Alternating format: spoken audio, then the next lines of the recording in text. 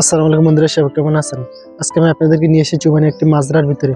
ওমানে মাজরা বিষয়ে আসলে বেতন কত করে, কি আসে, বিষয়ে সবকিছু আপনাদেরকে এই ভিডিওতে তুলে ধরার চেষ্টা করব। চলুন এখন আমরা বিস্তারিত জানি। ওমানে মাজরা বিষয়ে 100 থেকে 120 রিয়াল বেতন দেয়, যা আপনাদের বাংলাদেশি টাকা হিসাব করলে 36 থেকে 37,000 টাকা আসতে পারে। খানা থেকে যাওয়া প্রতি যত খরচাদি আছে সবকিছু আপনাদের নিজের।